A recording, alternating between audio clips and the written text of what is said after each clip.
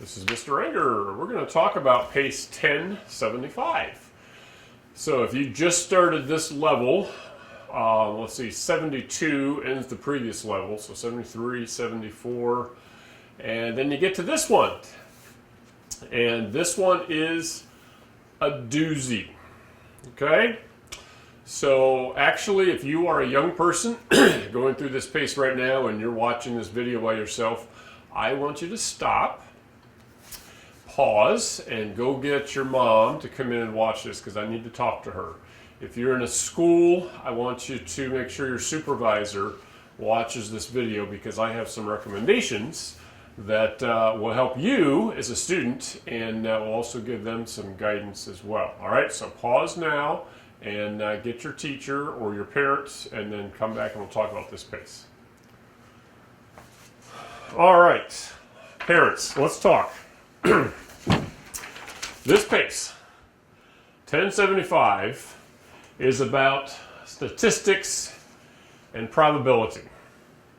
And statistics show us that in all probability, your teen is going to have a bear of a time going through this pace. Sorry, just a little pun I had to stick in there. There is a lot of content in here that is going to be very different from anything that he or she has ever done. It may be very different from anything you have done. Probability and statistics are some concepts that in recent years, maybe the last 15, 20 years, mathematicians who set standards for curriculum have said this is something that needs to be covered. We want students coming into college to know about probability and statistics. But when we were in school, it was not covered, okay? So it may not be as comfortable even for you as a parent or teacher going through this. It certainly is the first time your child is hitting this and they are going to need a lot of hand-holding. So here's what I recommend, okay? One of three things. If you are, let's first start with if you're in a school setting, okay? If you're in a school setting, I would recommend saving this pace for the end of the year or get a set of, group of students who are kind of in the same zone. Wait until and you can just do it all at the same time, okay?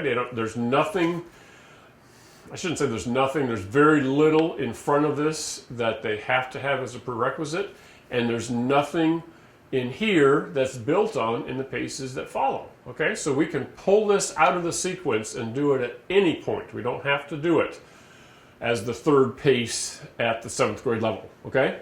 So I would pull this out if I was in a school setting and work through this with a group of students, okay? And do the assignments together, the story problems, you can talk about them together. There's graphing, there's,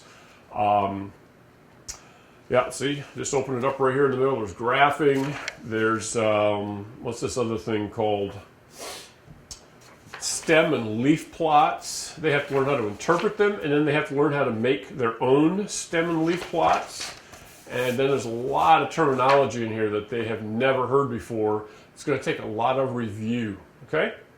So perfect for a small group setting. You can do it middle of the year to kind of break things up, or wait till the end of the year, or if you want to do it right before the end of the first quarter, that's fine. They should have enough math skills to do that. Now, let's talk about what to do if you're homeschooling and you're going through this pace. This is not a pace to just give to a 7th grader and say, go do this, and expect them to be able to do it on their own, okay? I'm just being honest with you. I've worked with teenagers, I've worked with junior high students for over 30 years, and that's a lot to expect with this pace. This is a doozy, and quite honestly, okay, if you are a teen listening to this, plug your ears, but parents, you'll understand, teenagers do not like to think.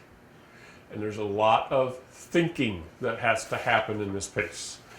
And so it's going to be really helpful if you as a parent can carve out the time each day to sit down with your teen and go through the assignment together, okay? If that absolutely is not going to work, find somebody else. Maybe when dad gets home from work that he just needs to do it. Maybe there's a college student in your church who can help out and do some tutoring through this pace for the 3 weeks that they're in this, okay? A neighbor, whatever. Find somebody. But I'm telling you, your teen is going to need somebody. Otherwise, they're going to get frustrated. You're going to get frustrated. And it's all due to, I think, unreal expectations. The other thing I would say to both teachers and parents, as your teen is going through here, please have a calculator handy, okay? I mean, show some discretion. Some kinds of problems you probably want them to just do without a calculator, okay? But there might be some, there's a lot of number crunching. Finding averages of a lot of numbers, seriously. Trying to add them all and then divide, and it just adds a lot of tedious work when their brain really should be focused on trying to understand what am I doing, okay? So be realistic. Have a calculator handy, and at times when you can tell it's getting to be frustrating, pull that calculator over and say, all right, let's do this one with the calculator, and save some of that time and effort and frustration, okay? I'm not going to make videos going through every lesson in here. I mean, there's a ton of stuff. But I think with an adult or a knowledgeable person going through it with the teens and studying the examples, going back and rereading these yellow pages to get the instruction and the examples, and then looking at the answer key as a parent, I think your teen can be successful going through here. And I'll just encourage you again, that what they learn in here, they're not going to really touch again until the next cycle, a year from now and 2 years from now. It's not something that they have to build on for the next several paces. So you could pull this out and do it at any point during the year that would work for you, okay? So that's my recommendations here for pace 1075. Hopefully that helps.